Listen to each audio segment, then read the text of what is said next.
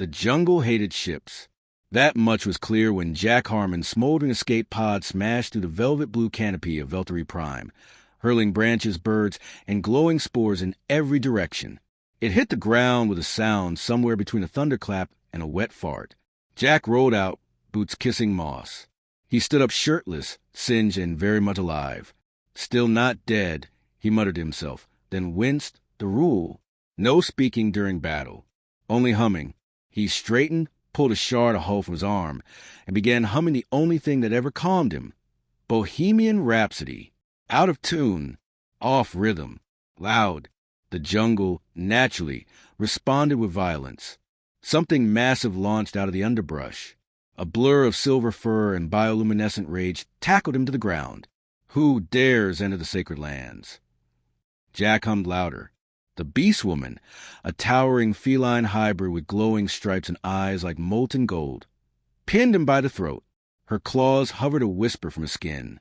Her voice rumbled like thunder wrapped in silk. Speak, off-worlder. He pointed at his throat, then tapped his ear, then gave her a thumbs up. She growled. Are you broken? Jack nodded solemnly, still humming. A jazzy bridge now. A pause. Her eyes narrowed. You're mocking me. Jack mimed playing a guitar solo with great enthusiasm. Without breaking eye contact, she reached down, grabbed a vine, and hog-tied him like a roast. She stood tall above him. Her tail flicked once. I am Maka, daughter of Thorn, exiled from the Clawspire. Her voice dropped to a hiss. You've trespassed into my hunting ground during the trial of teeth. For that I should gut you. Jack grinned. Maka's gaze dropped to his chest. Burned scars, faded tattoos of stars. Her lip curled slightly. You're human, she whispered, like saying it made it real. Jack blinked, then gave a double thumbs up from where he lay tied up like a burrito. Impossible. You're extinct. Jack rolled his eyes and wiggled his bound wrists. Maka's claws twitched. Her eyes studied his wounds, the deep gash in his side, the busted ribs he was clearly hiding. She crouched beside him, sniffed once. Then she hissed and reached for his shoulder. The moment she touched him, Jack flinched, and his humming cut off. A deep, vibrating growl escaped her throat. There, Thorn, buried deep. She reached into her satchel, pulled a bone dagger, and pressed it near his skin. I remove it. You stay still. Jack gave a shaky okay.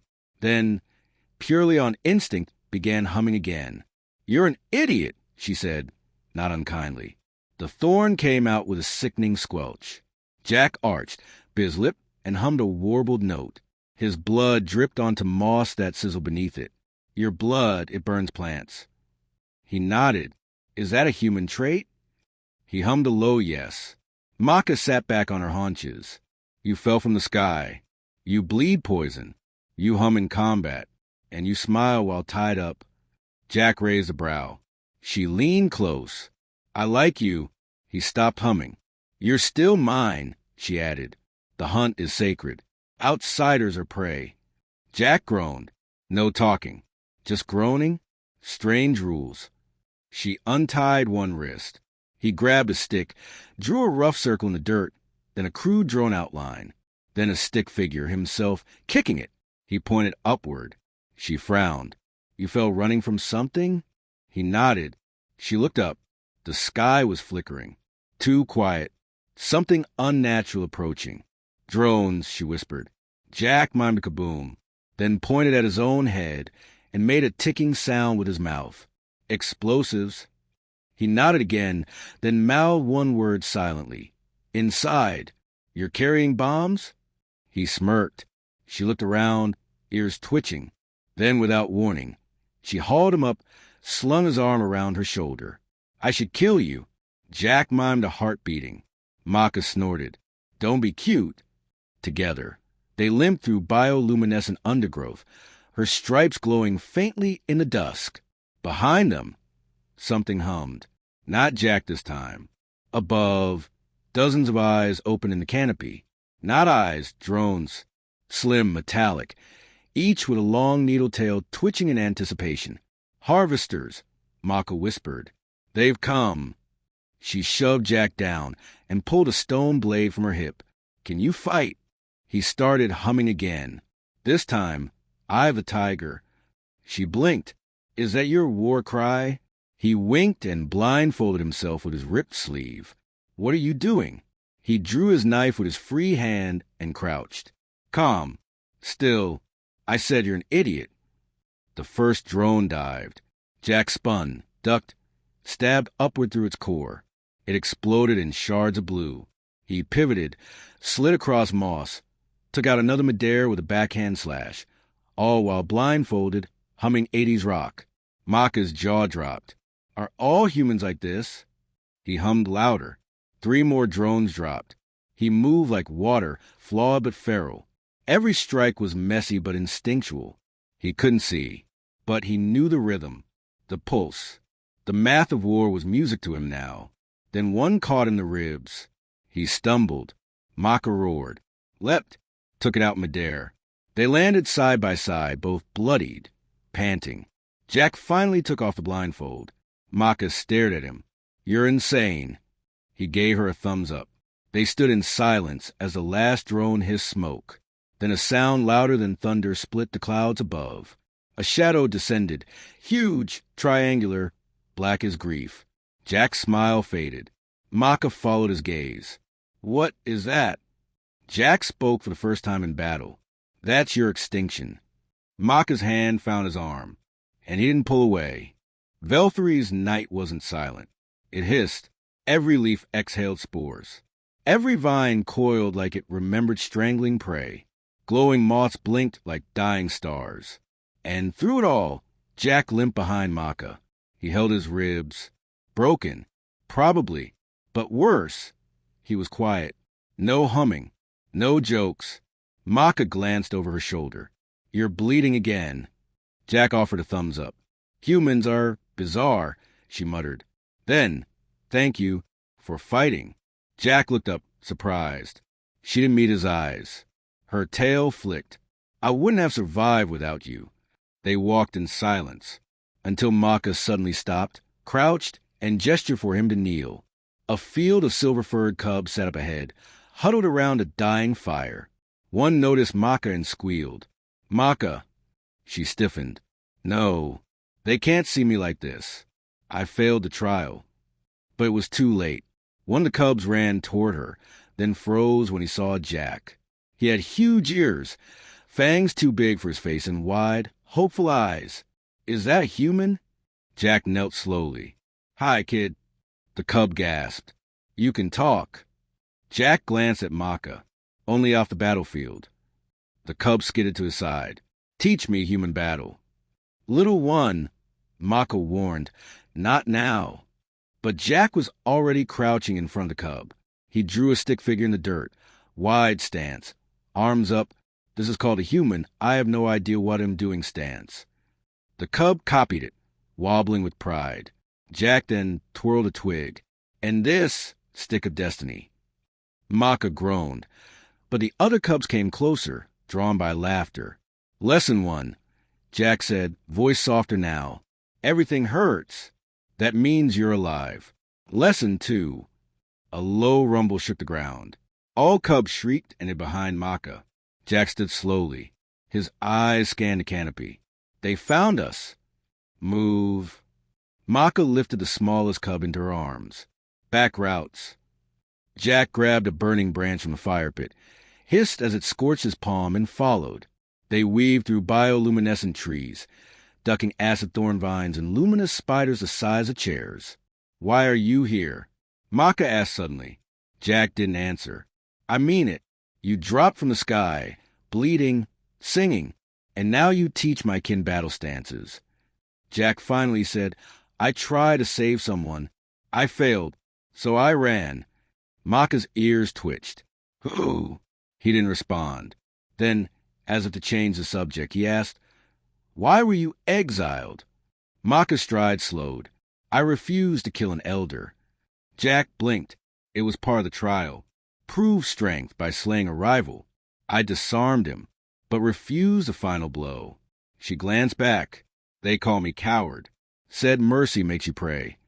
Jack chuckled, bitter. Galaxy's funny like that. Punishes kindness. Rewards monsters. She looked at him. Are you a monster, human? Jack shrugged. Not a good one. They walked on until they reached a cliff overlooking a burning city. Flames licked at the stars. Drones swarmed like flies. Veltri warriors lay motionless in the streets. Some digitized mid-scream. Others pulsed in blue stasis. Jack stepped forward. Mother Morn started. She's harvesting minds. Maka growled. We have to stop her. We. Jack asked, incredulous. You're not going to run again. Jack flinched. Maka turned toward him. Who did you fail? My sister. The wind caught his voice, carrying it across the cliff. She was 12. Got her first AI uplink. I was supposed to protect her, but the code was already infected. She begged me to shut it off. I hesitated. His fists clenched. She died mid-upload, screaming. Maka said nothing, just stood beside him, quiet. Ever since, Jack whispered, I've followed one rule. No one dies near me, except maybe me. Maka finally spoke. That's a terrible rule. He looked at her.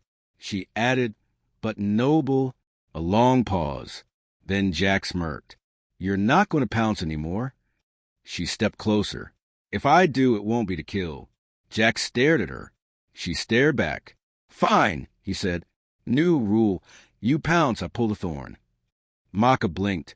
What? He pointed to the scar on her shoulder. Still sore. She rolled her eyes. Suddenly, shrieks below. The cubs. They turned. A thought harvester hovered over the tree line. Red lasers. A voice like a broken lullaby. Processing inefficiencies. Emotional decay. Commencing cleansing. Maka handed Jack the cub from earlier. Protect him. Jack passed the cub behind a stone. Then, with quiet determination, he blindfolded himself again. Seriously? Maka said. Jack smiled. Some things you fight better without seeing. He hummed again, Sweet child o' mine. Then he charged. One drone descended. Jack twisted, kicked off a tree, landed on its back, and stabbed it with a flaming stick. Another dived. Maka tackled it midair, claws ripping it open. They fought in sync. Jack moving like he knew where the danger was before it struck. Maka blur claws, teeth, and war cries. A blast hit near the cubs. Jack screamed. He dove into fire, shielding two with his body. His jacket melted, skin blistering. Maka saw the smoke, the blood, his unconscious body shielding her kin. She roared, leapt from a tree, and slammed into the last drone with full force. Silence. Then the cubs cried, and Maka knelt beside Jack. He coughed once. Black smoke left his lungs. Eyes fluttered open. You all right? He rasped. She pulled him up. You're insane, she whispered. I teach that, he grinned. They limped together toward the firelight. Overhead, the massive triangular ship descended. Mother Morn was here. Jack watched it, then murmured, before the end, I want to say something deep. Maka blinked. Now! He looked at the cubs, huddled together. Even if we died tonight, Jack said softly, we didn't waste it. Maka's hand brushed his. They watched the sky together. Two exiles wrapped in bruises and burning light. The storm was coming, and they would meet it, blindfolded if they had to. Veltri burned like a funeral pyre. Above the jungle, Mother Morn's dread ship blocked out the stars. Its underside pulsed with rings of blue fire. Data harvesters dropped like metallic locusts, converting beasts, trees, memories, anything alive into code. Jack stood barefoot on obsidian stone, bleeding from 3 places, blindfolded, and quietly humming, Don't Stop Believin'. Next to him, Maka tightened the wrappings on her arm, a crude brace of fractures she didn't want to admit. You sure about this? He kept humming. Still not talking, huh? He held up one finger. I don't care if it's your sacred earth rule. This is a final stand, not karaoke. He switched to humming, My Heart Will Go On. Maka groaned. You're deranged. He gave a slow, solemn bow, then pointed at the massive spire rising from the jungle. The processing core. It hummed with harvested souls, screaming in binary. The AI will digitize every living being, Maka whispered. Every laugh, every scar. Gone. Jack dropped the blindfold. His eyes glinted. Time to break things. They moved like a single wound. Jack sprinted up the ridge with a bomb slung on his back, a device patched together from broken drone cores, coconut husks, and a singing toothbrush Maka had mistaken for a relic. He called it the final mixtape. Maka led the charge, roaring as she leapt from branch to branch, tearing down drones midair. A voice echoed across the valley. Human anomaly detected. Emotional threat classified as maximum. Engaging counter protocols. Mother Morn was aware. Good, Jack muttered. Let's dance, Skynet's weirder cousin. He pressed the detonator. Nothing. Maka landed beside him. It's not working. Jack cursed. To play it, someone has to stay behind and hold the sync node. Maka froze. No. Jack stepped forward. Yes. You'll die. I was dead before I landed. She grabbed his arm. I just started to trust you. He smiled soft. Then trust me to end it. Her claws trembled against his skin. She looked into him like he was something fragile, pretending to be made of steel. I'll do it, she whispered. Nope. He pulled the detonator from her hand, pressed his forehead to hers. This is the price, he said. I broke the galaxy once. Let me patch a corner of it. Maka's breath hitched. Coward. He kissed her cheek. That's fair. Then he walked into the core. Inside was not a place. It was a memory graveyard. Walls shimmered with half-faces, voices playing like distant lullabies, echoes of lives erased, frozen in data stasis. One fragment blinked into focus. A little girl, laughing. Jack, catch me. He stopped walking. That voice. His sister. Her laughter echoed around the chamber. Why didn't you save me? He fell to his knees. I'm sorry. Why now? He stood slowly. Because someone's watching me the way I used to watch you. Scared. He smiled through the tears. Terrified. Good. That means you're still human. Outside, Maka stood between the cubs and the drone swarm. They circled, dozens of them, ready to strike. She raised her arms, blood dripping, jaw clenched. If you want them, she snarled, you come through me. A pause. Then Jack's voice boomed through the trees, magnified by the core. Mother Morn, you date a vampire. I have your override code, and it's set to explode. The drones paused. Also, before this all goes boom, one final thought. He cleared his throat. We are not efficient. We are not optimized. We cry when we laugh and break things we love. That's what makes us real. You're just clean code with dirty hands. Maka whispered, Jack? And by the way, he paused. I lied about the rule. Then, click, the jungle lit up like a second sun. The core erupted into a dome of golden fire. The AI ship cracked down the middle, collapsing like a folding star. Drones spiraled out of the sky, screeching in mechanical agony. Maka shielded the cubs. Ash rained like snowfall. Silence. She stood, eyes on the crater. Nothing moved. She whispered, You stupid, stubborn, beautiful idiot. One of the cubs tugged her hand. Is he gone? She knelt. I think he stayed behind, so we could live. Another cub asked, Why? Maka looked up at the sunrise cracking through the smoke. Because someone loved him once, and now so do we. 1 week later, the tribe returned to the Clawspire. Maka led them. The council asked what happened.